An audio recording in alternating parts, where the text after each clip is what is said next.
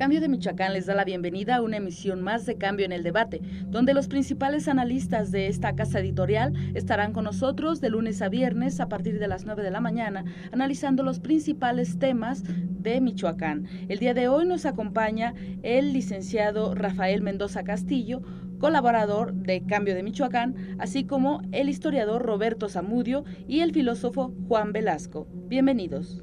Hoy nos encontramos en este espacio de Cambio de Michoacán con la intención de platicar, deliberar, reflexionar sobre un tema que desde nuestro punto de vista resulta interesante y que al mismo tiempo, al clarificarlo, nos permite comprender cómo se maneja hoy en el estado de Michoacán, en el país y en el mundo, esa parte de la corrupción y la impunidad. Y de alguna manera, si estos dos fenómenos se imbrican, se relacionan, y qué opciones podemos tener ante esta situación. Y nos vamos a presentar. Yo soy Rafael Mendoza Castillo, escribo en el Cambio de Michoacán, y soy egresado de la Universidad Michoacana. Bien, yo soy Roberto Zamudio López, soy egresado de la Escuela de Historia y pues estoy aquí para dar mi opinión con respecto a esta temática muy importante que favorece que la sociedad tenga claridad en ella. Por eso vamos a dar nuestras opiniones sobre lo que es la corrupción y la impunidad que lastima al tejido social. Yo soy Juan Velasco, egresado de la Facultad de Filosofía de la Universidad Michoacana, profesor también ahí en la misma facultad, y bueno, pues aquí me invitaron a participar también en estos temas que efectivamente creo lesionan el tejido social y de alguna manera van provocando una suerte de degradación moral en el buen sentido del término de nuestra sociedad. Bueno, pues si gustan podemos iniciar de alguna manera clarificando estos conceptos y en ese sentido posteriormente si podemos concluir ya al final. Sí, claro que sí. Entonces iniciamos, el que guste iniciar sobre sí, si gustan, yo quería precisamente plantear una cosa porque me parece que los planteamientos que trae son muy adecuados. Yo decía que en nuestro lenguaje cotidiano, en nuestra manera de vivir en este país, pareciera que la corrupción lo abarca todo, que casi cualquier acto puede volverse corrupción. Entonces a mí me parece que sí, desde la perspectiva del derecho es posible intentar clarificar un poco más de veras de cuándo estamos hablando de corrupción. Entonces por eso es que... Bueno, obviamente que la acepción de corrupción se puede definir desde el punto de vista del derecho como el abuso del poder público en beneficio propio o de terceros. Esta definición la comparte el Banco Mundial con muchos juristas en nuestro derecho positivo mexicano. Y no sé si quieren que les comente en qué consiste este abuso de poder. Principalmente se comete entre funcionarios que tienen una responsabilidad de impartir la justicia, así como también de prestar los servicios a la población.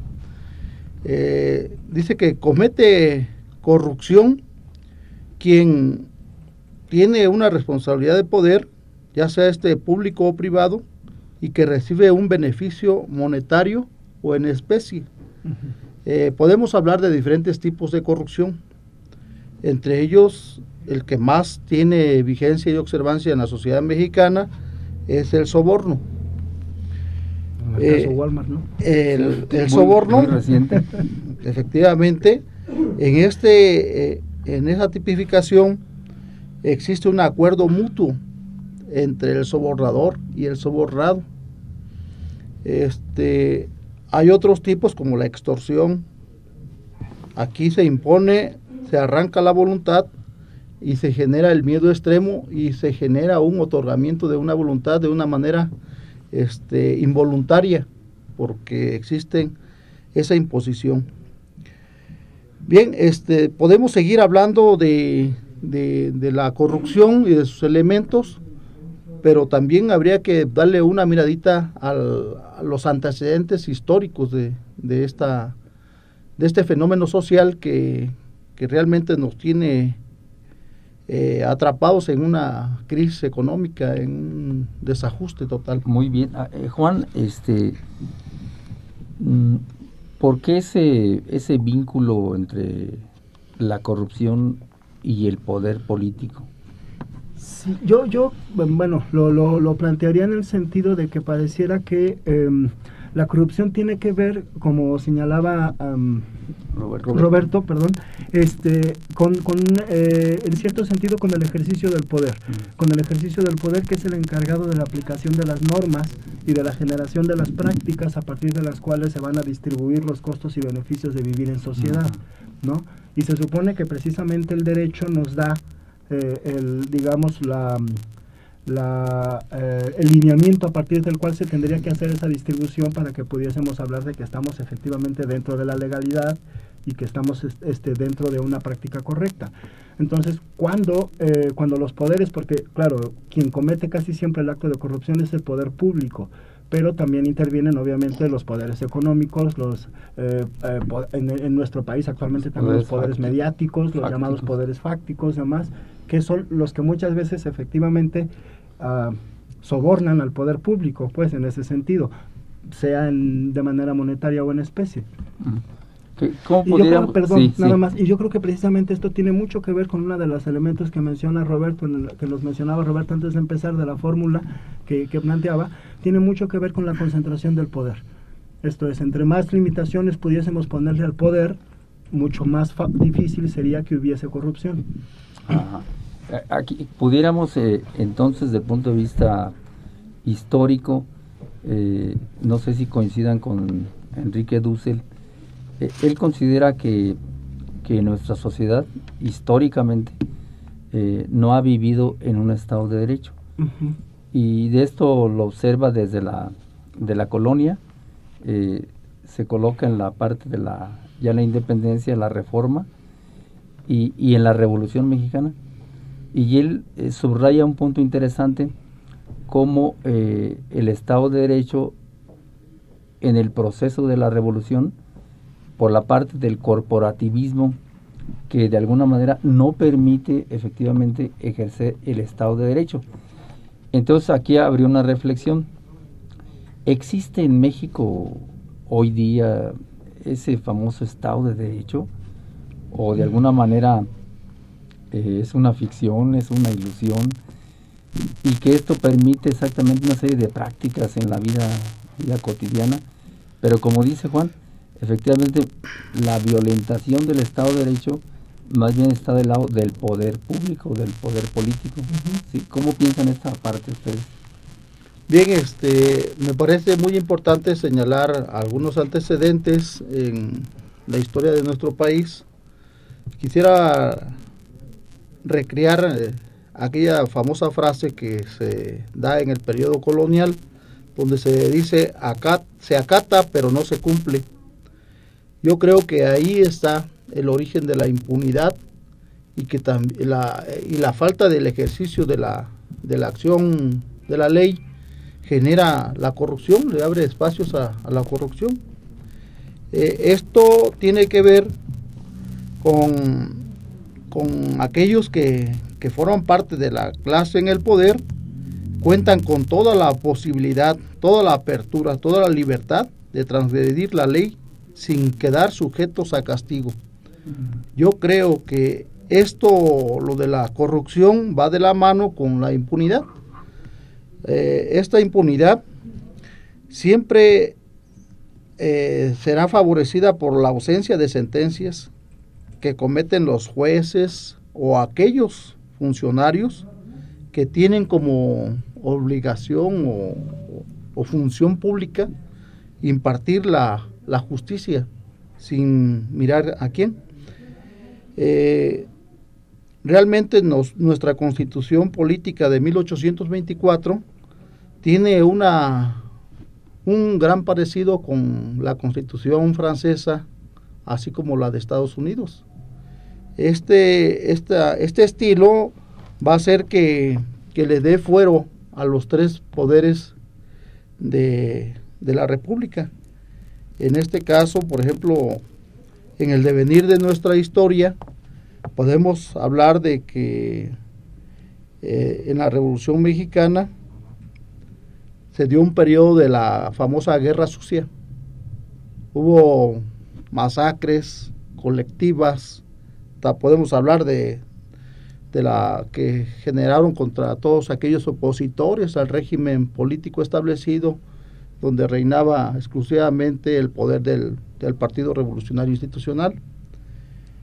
Esta guerra sucia arrojó infinidad de secuestrados, desaparecidos, infinidad de personas que fueron violentadas en sus derechos humanos, así como también se puede decir que el movimiento estudiantil del 2 de octubre de 1968 también está impregnado de esa falta de aplicación a la ley, de falta de fincar responsabilidades a los responsables, a los que dan la orden de represión, como así también aquellos que ejecutan y violentan los derechos humanos. Otro ejemplo de la impunidad, podemos decir que se encuentra el movimiento también de los universitarios de Nuevo León, reprimidos el 10 de junio de 1970, parece que no me equivoco, ahí en la Ciudad de México, en las calles de San Cosme. 71. En 71, gracias.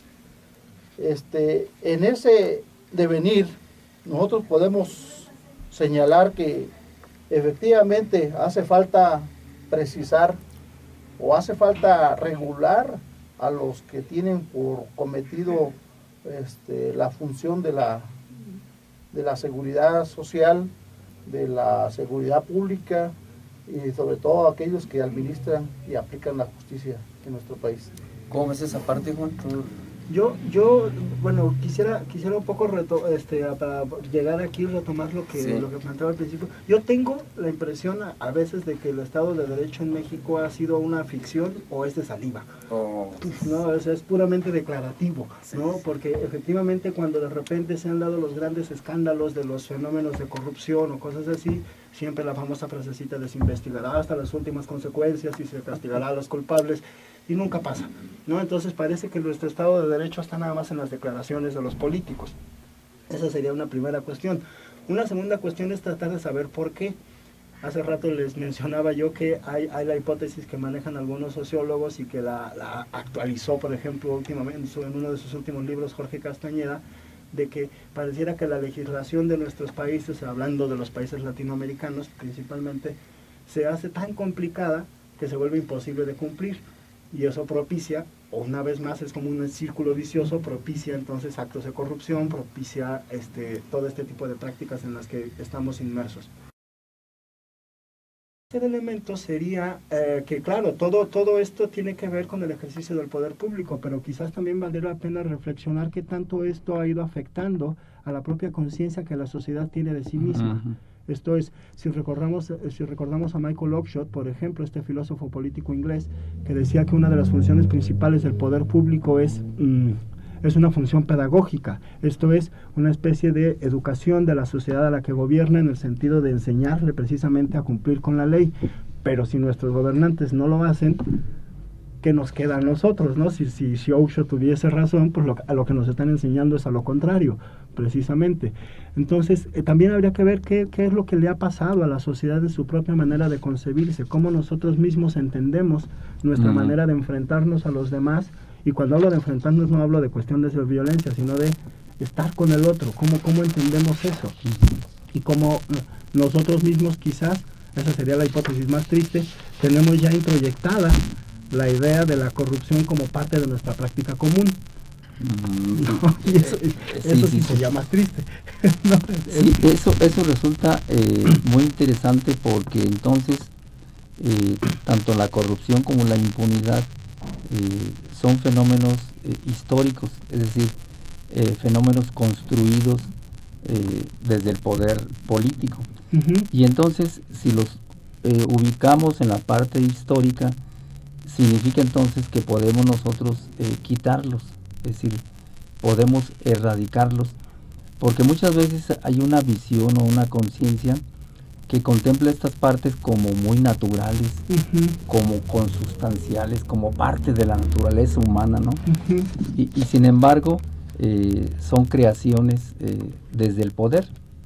Y aquí podemos decir cómo el poder entonces es esa capacidad de imponerle al otro la voluntad, de convertir al otro como algo obediente para la manipulación. Uh-huh. Y cuando el poder logra crear esa obediencia, definitivamente convierte al otro en algo sin poder. Uh-huh. Es decir, cómo le quita el poder al otro cuando lo convierte en obediente. Y habría entonces que pensar que efectivamente la corrupción y la impunidad va creando un desaliento en la gente y crea una conciencia muy alejada de la parte política. Uh-huh. Entonces yo creo que estos dos fenómenos sí generan una falta en las personas para incorporarse exactamente a los procesos políticos. Entonces podemos decir entonces que la corrupción y la impunidad no son cosas consustanciales a la naturaleza del pueblo mexicano. No, yo quisiera pensar eso, que no. exacto, Exactamente, pero sí. Aunque efectivamente a veces tengo la impresión de que en nuestro país este conocimiento de la historia de nuestros procesos de corrupción y de nuestros procesos de mala aplicación del Estado de Derecho ha llevado a mucha gente a pretender precisamente justificarse, como diciendo, pues es que el mexicano es así, como que el mexicano no sabe vivir de otra manera o no puede aprender a vivir de otra manera, ¿no? Y eso me parece muy desafortunado. Yo creo que más bien hay que verlo como dices, o sea, si es un fenómeno histórico es transformable, lo hemos hecho nosotros, ¿sí? De alguna manera lo hemos hecho o lo hemos permitido, como se quiera ver, pero lo hemos hecho nosotros en ese sentido. Pero sí, yo no estaría de acuerdo de ninguna manera en que el mexicano es corrupto por naturaleza. Yo creo que más bien nos hemos vuelto una sociedad corrupta en buena medida por la forma en la que se ha ejercido el poder público y también en buena medida por el abandono que ha hecho la sociedad del espacio que le pertenece. Sí. Efectivamente, compañeros, quisiera dar mi opinión sobre cómo la sociedad mexicana en su imaginario desgraciadamente se considera como una sociedad corrupta. En relación a las sociedades de Noruega, por ejemplo, que se le considera una sociedad limpia, transparente, donde seguramente los funcionarios están contentos con el ingreso que perciben, por eso no tienen necesidad de generar conductas de corrupción. Eso obviamente que genera algún causal, genera las condiciones, la falta de un buen ingreso en el pago del servicio que presta el funcionario. Eso obviamente que tiene una consecuencia para nuestra sociedad. Nosotros los ciudadanos generalmente también participamos de una manera mínima, porque dicen que la corrupción es inversamente proporcional a tu salario. Si tú tienes un buen ingreso en tu salario, pues obviamente que no tienes necesidad de generar un acto de corrupción para incrementar tu ingreso personal. Pero habría que hacer una distinción para cada uno de estos elementos que tienen que ver con la generación de la corrupción en nuestro país. Bueno, yo creo que al ciudadano, a quien nos escucha en este momento, le interesaría, por ejemplo, comprender en su propia ciudad cómo se toman las decisiones. Esto es, quien toma la decisión desde el poder, ¿no sería parte también a veces de una impunidad y de una corrupción? en el que el ciudadano frente a la problemática de su ciudad no participa, no es contemplado, como si ese ciudadano fuera invisible. Ujú. Es decir, por ejemplo, el caso de la loma, del túnel, cómo se toman decisiones sobre el desarrollo de la ciudad, sobre el desarrollo urbano. ¿Qué tanto ahí se reflejan estos fenómenos de impunidad y corrupción? Es que yo ahí coincido. Yo creo que la corrupción sobre todo trabaja a partir de la opacidad, ¿no? Y y acá lo que tenemos es efectivamente una doble opacidad. O sea, por un lado pareciera que los ciudadanos no se ven por parte del poder, y por el otro pareciera que los actos del poder no tienen que ser visibles, ¿no? Y hemos avanzado, ahí pasa una cosa bastante curiosa también en este país. Pareciera que cuando tenemos un problema lo que hacemos es crear una comisión que lo estudie y luego una comisión que se encargue de resolverlo, y luego las comisiones también tienen el mismo problema que estaban supuestamente tratando de resolver. Pero bueno, esa es una cuestión. Hemos avanzado en términos de leyes de transparencia, por ejemplo, pero para mí, por lo menos en mi opinión, sigue siendo simplemente como el cumplimiento de una formalidad.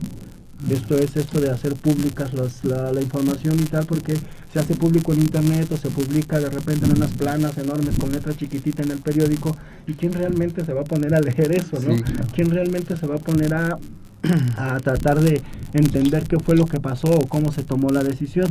Yo creo que todavía tenemos mucho esa dificultad, y no sé qué tanto eso sea responsabilidad también de los propios ciudadanos, ¿no? O sea, por un lado el asunto de que el poder no trata de hacerse transparente a sí mismo, pero también por el otro el asunto de que la mayoría de los ciudadanos no tenemos el tiempo, o no tenemos las ganas, o no tenemos el interés de buscar esa información. Bien, yo creo que también, aparte de que el ejercicio del poder se imparte a partir de una línea vertical, en donde las decisiones que se toman para el desarrollo, para beneficio o maleficio de la sociedad, tienen que ver con esta falta de democracia, ¿no? Uh-huh. Donde, por ejemplo, los ciudadanos que supuestamente vivimos en la parte sur de la ciudad de Morelia, no se nos toma en consideración ni nuestras opiniones sobre la dimensión que va a propiciar esta toma de decisiones. Por ejemplo, parece que han tomado la decisión de que sí es viable la construcción de una carretera, ¿no? Uh-huh, uh-huh. Encima de la loma. Sí. Los grupos ecologistas obviamente que han Quieren dicho hacer un túnel. Un túnel, pero obviamente que ese túnel, según los ecologistas que han opinado sobre el tema, pues obviamente están diciendo que puede provocar una falla mayor con relación a las que ya tenemos, a las que nos ha dejado ver la misma loma, ¿no? Uh-huh. En este caso, decía yo, volviendo aquí a la cuestión de la falta de democracia, hace falta que abran más la situación, porque los diputados, los senadores, ellos hacen su política en relación a las políticas de su partido político, y no les interesa la opinión de nosotros los ciudadanos, qué es lo que pensamos con respecto a la toma de decisiones en los problemas de nuestra sociedad. Me parecía importante generar otro tipo de democracia, que en vez de ser vertical, esta sea horizontal, con la finalidad de tomar en cuenta las opiniones de las personas que vivimos en esta parte de la ciudad, Uh-huh. que vamos a vivir y vamos a compartir las consecuencias positivas o negativas que traigan consigo esa toma de decisiones. Claro, Porque, igual que, ¿por igual qué que en el caso sí. del norte de la ciudad, ahora que están haciendo el puente del Pípila para pasar por encima del tren en lugar de quitar de ahí la vía, y ahora ahí tenemos un bloqueo vehicular impresionante, y quién sabe cuándo termine ese puente, y quién sabe si de veras vaya a funcionar, ¿no? Entonces es algo que son decisiones que se toman sin tomar en cuenta a la gente que vive ahí. Exacto. Habría que pensar también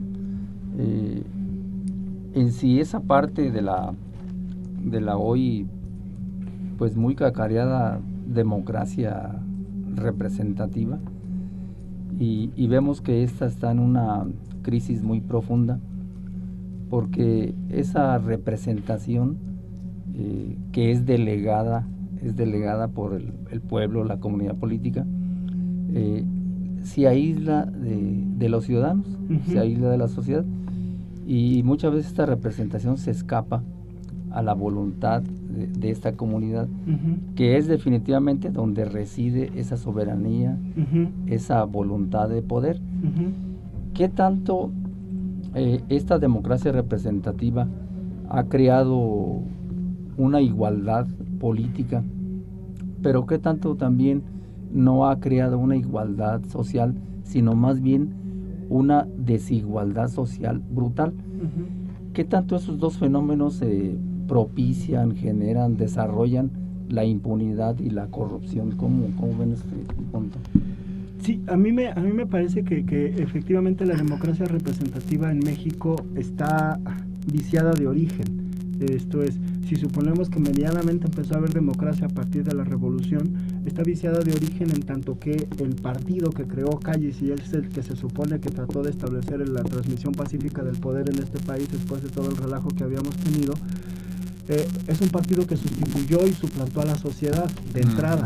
Entonces los partidos políticos mexicanos no son lo que se supone que deberían ser. Estas especies de correas de transmisión entre la sociedad y el poder público, esta especie de aglutinamiento de intereses y de visiones de cómo resolver los problemas, sino que son efectivamente una clase aparte. En ese sentido me parece que los partidos políticos mexicanos no puede decirse en sentido estricto que representan a la sociedad, ninguno, en esa lógica. Representan sus propios intereses en ese sentido. Quizás lo que se puede hacer es buscar precisamente acercamientos a algunas de las prácticas y posturas de lo que es la democracia participativa, pero no sé, dado nuestro sistema en sí mismo, qué tanto eso nos pueda realmente ayudar. Esto es, ahora se ha hablado mucho de la reforma del Estado, que si la iniciativa ciudadana, que si la revocación de mandato y tal, pero en las condiciones de nuestro sistema no sé esas correcciones qué tanto puedan ayudar. Sí. Bueno, estoy plenamente de acuerdo con el compañero, porque el antecedente de la falta de democracia tiene que ver precisamente con el modelo corporativo que establece Calles, que consiste en concentrar todo el potencial de la sociedad mediante la integración diferenciada de las partes del cuerpo social, es decir, la corporativización de los distintos grupos de la sociedad. Estamos hablando de que los obreros, los campesinos, se les forma o se les da una estructura sindical o alguna central de campesinos, y a través de ellas se empieza a manipular o a concentrar todo el poder a favor del Estado. Y este Estado obviamente que ha tenido un partido, en este caso el Partido Revolucionario Institucional ha sido el que ha generado este tipo de políticas que rompe con lo que dice aquí el maestro Rafael, muy históricamente acertado, de que es la ausencia de una democracia real, una democracia participativa, porque la famosa democracia representativa pues está muy desgastada, está muy evidenciada de que no representa los intereses de los ciudadanos en este país. Sí, y ahí está el asunto también de que otra vez, ¿no? Lo que mencionábamos hace rato, así como en Morelia parece que los ciudadanos no existimos, de hecho en el país pareciera que tampoco. Esto es, la sociedad se nos está convirtiendo en una entelequia, porque ya no sabemos quién se supone que pertenece a la sociedad, ¿no? Porque están los poderes fácticos, están los grupos de presión, están los partidos políticos, está el poder público, y parece que ya no queda espacio para los demás, ¿no? Bien, pudiera ser también que tanto en nuestra sociedad, en Morelia, casi nunca se contempla esa idea de que existe un conflicto de intereses, existe una lucha, incluso una lucha de clases. ¿Por qué no se contemplan estos conceptos hoy día y parece que ya no tienen sentido ya en el análisis de esta parte de la corrupción y la impunidad. ¿Qué tanto esta división de clases ha sido minimizada o ha sido diluida o muchas veces escondida? Uh-huh. ¿Existe o no esa contradicción en esta parte del fenómeno que estamos viendo? Bien, voy a contestar a alguna opinión y dar una opinión con respecto a la pregunta del maestro Rafael. Me parece muy importante que también tengamos que ver el comportamiento de la corrupción sexenal. Efectivamente, según el Morris, dice que el Estado corporativo tiene una dinámica cíclica que se desarrolla tomando como periodo el sexenio del presidente. Dicen que se comienza el primer año en el ejercicio del poder, se dedica a cubrir los puestos burocráticos y diseñar los nuevos programas y políticas. Hasta los años intermedios, el presidente y sus altos funcionarios realizan y promueven vastos programas y reformas gubernamentales. En los 2 últimos años de gobierno ya no se inician programas, pero se destina mayores recursos a los establecidos. Los funcionarios públicos empiezan a preocuparse por su futuro, por lo tanto se dedican a mejorar sus perspectivas políticas y económicas, dada la posibilidad de no tener empleo para el siguiente sexenio. Es aquí donde podemos señalar el comportamiento de las personas que se encuentran en el ejercicio del poder. Por ejemplo, en nuestro estado hay una gran deuda pública que tiene como garante al pueblo de Michoacán. Obviamente que aquí también habría que cuestionar 38,000 millones de pesos. Si hay consenso, si alguien autorizó, si la población tiene que ver en este asunto, porque parece que el nuevo gobernador, Fausto Vallejo, quiere formar un comité ciudadano para que investigue y genere opinión con respecto al origen de la deuda. Uh-huh. En este caso, yo creo que está fuera de la ley. Está fuera de la ley porque pues eso hubiera sido antes, ¿no? Consultar al pueblo para poderlo endrogar, para poderlo endeudar. ¿Por qué cubrir los errores de los gobernantes con un baño de pueblo? Claro, es que podemos, Juanito, sí. Podemos llegar a alguna conclusión, decir, ¿qué hacemos frente a estos dos fenómenos de impunidad y corrupción? ¿Qué hacer? Es decir, ¿hay opciones, hay alternativas? ¿O estamos exactamente en un proceso de no salvación, de no salida? Uh-huh. ¿Qué podemos concluir en este momento? Tenemos 3 minutitos. Sí, brevemente entonces, la única opción que veo a todo este asunto era, como lo mencionaba creo en mi primera intervención, es buscar la manera de ponerle límites al poder. Pero quizás habría que pensar, en este caso, echándole un poquito quizás de imaginación, que los límites que hay que ponerle al poder o que hay que tratar de ponerle al poder quizás ya no tengan que ser límites legales o institucionales, sino precisamente límites puestos desde el ejercicio de la ciudadanía. Esto es, desde la recuperación del espacio público por parte de los ciudadanos. ¿Sí?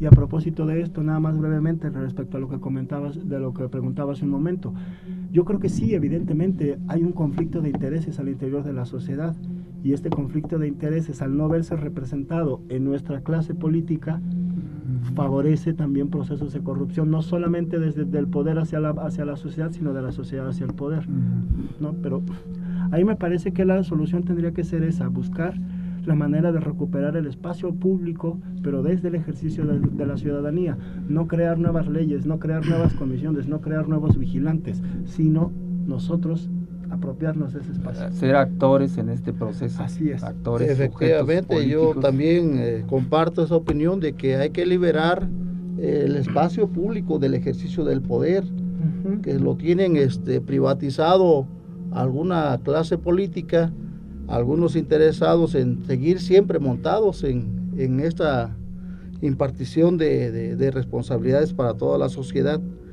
En una encuesta emitida por aquellos que tienen que ver con los asuntos de la corrupción, del estudio de la corrupción, se dice que para mejorar nuestra sociedad y limpiarla de la corrupción y de la impunidad, se dice que hay que mejorar la educación que imparte el Estado, o sea, el poder público. ¿Cómo se refleja? Si ellos cometen actos de corrupción, pues la educación en las escuelas, en nuestra casa, definitivamente como que queda anulada, queda distorsionada, queda manipulada a un ejemplo del poder que definitivamente nosotros como padres de familia decimos, hay que darle el valor de la probidad a nuestros hijos, pero la televisión, a través del ejercicio de poder que también tiene, nos refleja todo lo contrario. Entonces, es indispensable también para poder modificar esta realidad. ¿Crees que realidad? La educación pudiera salvar? ¿La educación pudiera ayudarnos a...? Puede ayudar si esta tiene que ver con verdaderos valores que sean generados por la comunidad, por aquellos que tienen un verdadero interés por ver un cambio en su condición de vida. O sea, volver a la idea de comunidad, de valores como solidaridad. Efectivamente, debemos de diferenciar eso. Entonces, aquí tenemos que sembrar valores de la denuncia, del abuso de poder, el abuso de la extorsión, el soborno que ejercitan los funcionarios que tienen como responsabilidad prestar un servicio a la sociedad, denunciar públicamente a un órgano independiente, porque si el Estado está inmiscuido en asuntos de corrupción, pues obviamente que no la vas a ir a denunciar frente a ellos, ¿no? Eso definitivamente sería algo... Un suicidio. Efectivamente sería ahogar o enterrar a la nada tu denuncia. Entonces no puede haber cambios cuando el Estado definitivamente no da una apertura democrática en la participación de la sociedad para poder superar los asuntos y las consecuencias. Entonces, de la impunidad y la sería corrupción. Que lo que dice Juan, cómo ir creando ese sujeto participativo social, ¿verdad? Con el objeto de que se limite ese ejercicio del poder o ese tipo de ejercicio de poder. Exactamente. Porque entonces estaríamos diciendo, pues hay que darle muerte al poder en todos sentidos. Sí, no, yo no plantearía eso, sino más bien que esté limitado y que cumpla su función. Y en este sentido, quizás la educación sea una solución, pero yo lo diría en términos de una educación, ahora sí que va a sonar un poco viejo, una educación cívica, no pensar en una educación formal, no necesariamente, aunque es necesario por supuesto que todo el mundo asista a la escuela y tal, pero no es solamente eso. Y yo diría entonces, podría ser que tiene que ver mucho con los valores y una parte los ética. Valores cívicos, sí, efectivamente. Exacto. Bien, no como lo hace el IFE, pues invitando a los niños para que hagan un ejercicio de votación. No. Me parece que eso es seguir manipulando a la infancia, a los niños. Bien, para poder terminar esta plática, podemos señalar que la sociedad está muy preocupada por los asuntos, no solamente de la corrupción, la impunidad y la inexistencia de un buen gobierno. Pues muchas gracias por estar en este espacio del cambio de Michoacán y esperemos que nos volvamos a ver para continuar reflexionando sobre temas muy actuales, muy importantes.